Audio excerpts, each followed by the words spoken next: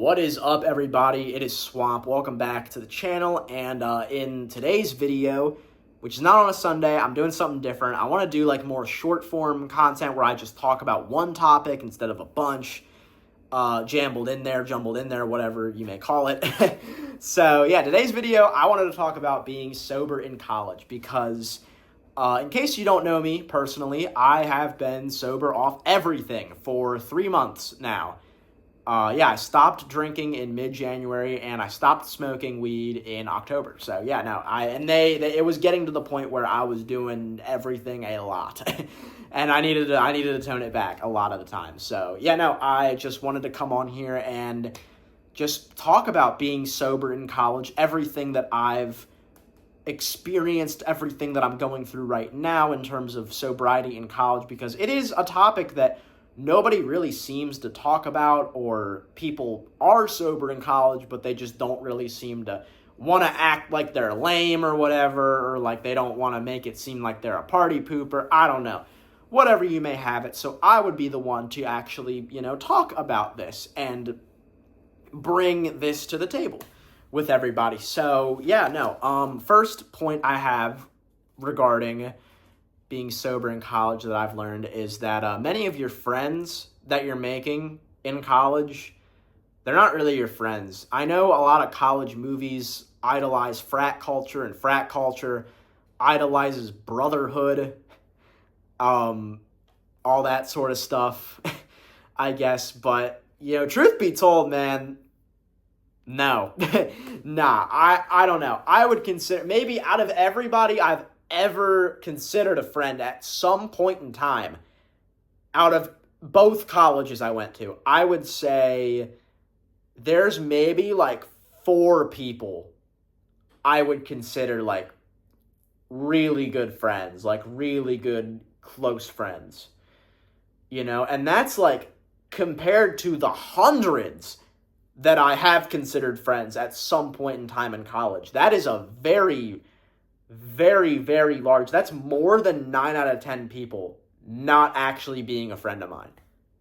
And I think that a lot of people don't talk about that because, social media is always like it's just a dick riding contest, man. It's everyone's trying to post something that everybody else will like, and if you don't have a good post, you're not a good person.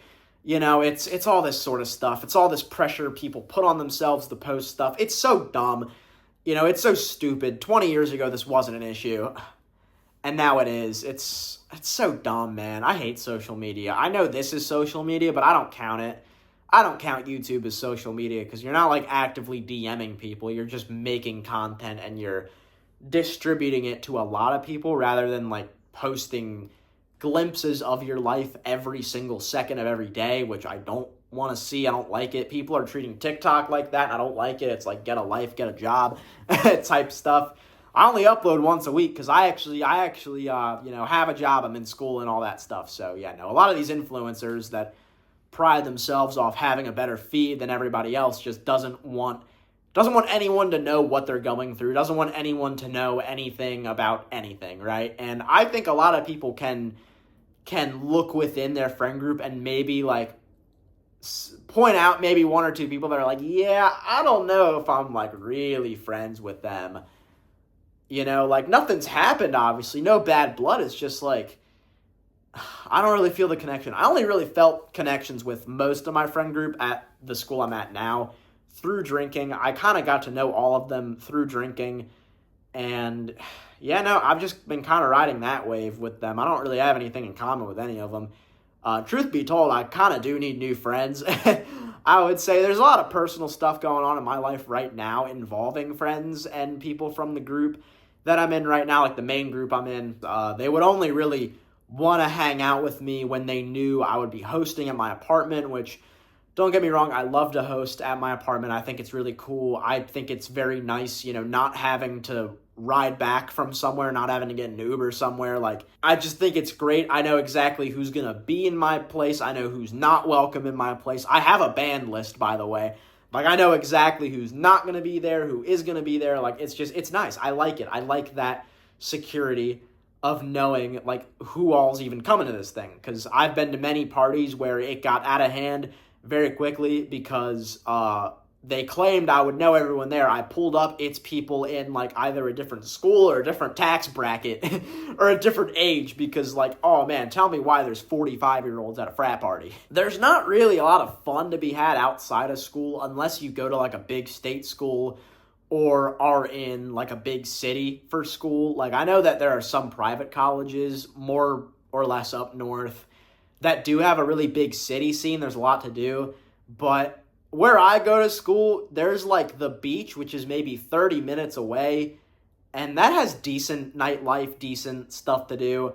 But in the heart of like walkable distance in the college town, there is nothing. There's maybe like, in its heyday, there were like 4 bars. Now there's 2. In the entire time, I've been at this school for like almost for like a year, right? I shit you not, half of the bars in this college town have closed. So it's like there's nothing because they're all getting crowded.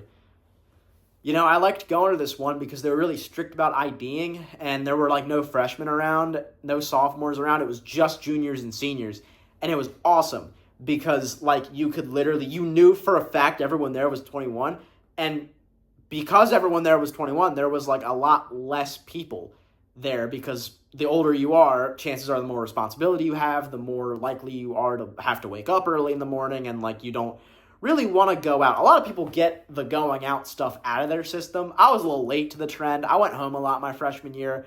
I got all of my going out stuff out of the way in sophomore year. Sophomore year was my time to shine in terms of going out. I'd argue junior year probably is more or less like first semester junior year. I'm kind of over it now. The whole party scene, like I'll go out and meet friends, but like it's not going to be my idea to go to a bar. I would much rather stay in and do something fun rather than just talk to a bunch of drunk idiots all the time. But yeah, no, there's nothing really fun. It really depends on where you're located at college, because there's really nothing there. And all the bars that aren't the one I'm talking about are kind of depressing. Like they either let in freshmen that are like freshly 18, or they're just like, they just house like a lot of people just at the bar, and they're just at the bar all day. And I'm like, dude, like there's more to life than drinking, you know? Hey man, I don't know. But yeah, next thing on my list here is that people don't really talk about being sober in college. It's kind of frowned upon. In my experience of things, I'm sure it's not like that, you know, obviously. I'm only 3 months sober. It's not that long of a time. You know, maybe 3 months from now, I will have probably a different outlook on it. This is just what I feel now. I just feel like people don't really talk about being sober in college because they don't want to come off as like, you know, the cop of the campus being like, okay, guys, let's not drink. Let's all stay in and play Monopoly. You know what I mean? Even though that does sound like fun. But I don't know. I always feel like if I'm not drinking and I'm around a bunch of drunk people, I feel like a loser. I genuinely feel like a dweeb. That's just me. That could just be insecurity from like where I stand with my friends because of the stuff I was saying beforehand where I just didn't really feel in line with them, all that sort of stuff. But yeah, I just don't really feel like there are any like committees at my school specifically. No one at my school that actively is open about being sober at college, because the first thing that anyone will say when someone's like, oh, I'm like sober from college, is they're trying to make it seem like you're coming down on their precious alcohol. Dude, if it wasn't by choice, I would be drinking daily. Okay? Like it's my face gets like hot. I have this allergy or something. Like if it wasn't for that, I'd still be drinking. Like 100%. It's just something that kind of happened and I'm dealing with it now. I was not sober by choice. Okay?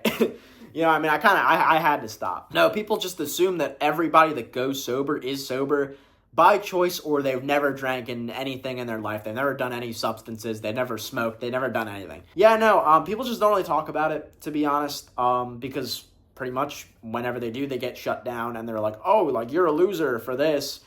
You know, turn off that Claro and grab yourself a beer. You know what I mean? Like that kind of thing. Oh, this is kind of a deep one. I don't know if I should talk about it, but I will anyway. I have feelings and emotions that I never really knew I had. You know, the smoking and the alcohol constantly would always put me in this state of like fun and happiness. where I was like, I am the belle of the ball. Like, I'm talking to everybody. It's not like that when I'm sober. I don't really talk to anybody when I'm sober, and it's just, well, because I've been, like, shut down all my life by everybody around me, All my friends would hang out without me growing up. Everybody would just say I'm not good enough. Like, no one thought I was good enough for anything growing up. So when you put that into a college context where you have brain-altering substances at your disposal like alcohol and weed, it's not pretty, because you're going to get this false sense of, like, security and happiness that once your little baby beer bottle gets taken away from you, you're not going to have that anymore. And I started to feel very depressed, very just anxious, very everything, and I think a big part of that is that I didn't have that, mind-numbing thing as alcohol or weed would do for me, and I just don't have it anymore, and I now need to learn to actually, like, process my emotions, which, dude, between you and me, who the hell wants to do that, man? Grab a beer, man. You know what I mean, dude? I really miss drinking. I miss drinking. I wish my face didn't get, it had to happen. Someone had to nerf me. I'm joking. I'm not gonna say anything, but yeah, no, but yeah, I have feelings and emotions that I am very much, like, they're very negative emotions, very negative feelings that I don't want anyone to know I have, because I've always been that type of person to, like, want to help people, and I don't want to get help from someone who needs help more than I do. Like, with all due respect, in terms of, like, mental stuff and stuff like that. Like, I just don't really tell people what I got going on, because I've been told all my life that no one gives a shit about me. So it's like, why would anyone give a shit about me now? Even though that's such an unhealthy way of thinking, like, not everybody is the few people that have, done you wrong in the past. I get that, but it is very hard to transition from always being confident, always talking to people, always making friends while drinking, to pretty much just being by myself for a little bit.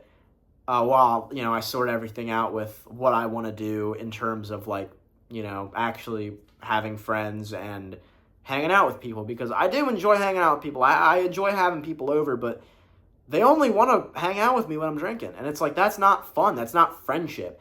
That goes back to my first point. Your friends aren't your friends, all right? If there's no drinks involved, no one's pulling up, all right? And I admit I'm kind of spoiled of this, because I have, like, maybe 4 or 5 really good best friends I'd consider best friends back home. And they kind of taught me what it means to be, like, a really good best friend, and I have high standards for what I consider friends now.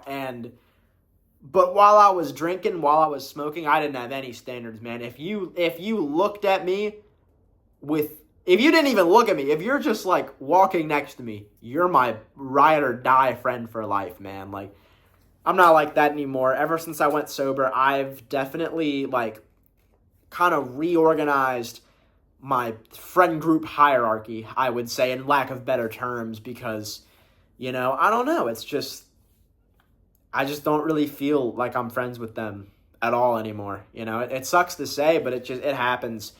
And I know for a fact somebody else in a college somewhere is going through this, because every single thing I see on this, like, anonymous message board app is about, how can someone like me make friends? And it's like everybody in the comments is, like, being really supportive about it. And they're like, yeah, I've had the same thing too. Or, like, I've had the same situation. I'm like, how is anyone supposed to know if we're anonymous? I think people are way too scared about being vulnerable. Whether that be online, whether that be in person, whether that be in the close corners of your friends, which I completely understand. I've been very vulnerable with people before, and it has almost always, bit me in the ass later on. But there are a few times in my life where I was very vulnerable with somebody, and it turned out to be a very good thing. I think that we should share more about ourselves online. I know that's like I know it's, like, kind of counterproductive, because, everyone shares, like, what I eat in a day, what I'm doing with my makeup. Like, I don't want to hear any of that bullshit, all right? Tell me what's making you depressed, okay? Like, that's what we want to hear. I wanna like make my own internet and just call it something stupid and just be like, you can only post negative shit in here. If you post anything positive, you're getting banned off everything because people need to hear negativity, all right? I think a lot of people are like, we need to hear less about everything on social media. I think we need to hear less about the positives in other people's lives. Like, you can be happy for people. You know, I'm happy for everybody. You know what I mean? Like, if someone accomplishes something, I'm very happy for them. But, however, I think that people only post accomplishments, and it kind of skews people's minds like, oh, I'm not where I should be, just because this person who has had so much better luck than me in every facet of their life is doing better than me at this point in time. You know what I mean? Does that make any sense? Like, yeah, that's just what I think about that. But that's pretty much all the points I have about just sobriety in general in college. And yeah, just if you are having a sober spell in college, definitely let me know. And just some advice would be helpful because I would definitely love to make new friends that don't involve drinking every damn day or smoking a 5-gram backwood outside of a Toyota 4Runner. But yeah, no, that's kind of it. That's all I got. But if you want to see more short form videos like this where I just go on one topic, let me know in the comments below, and I'll see you guys in the next Swamp Sunday. Peace.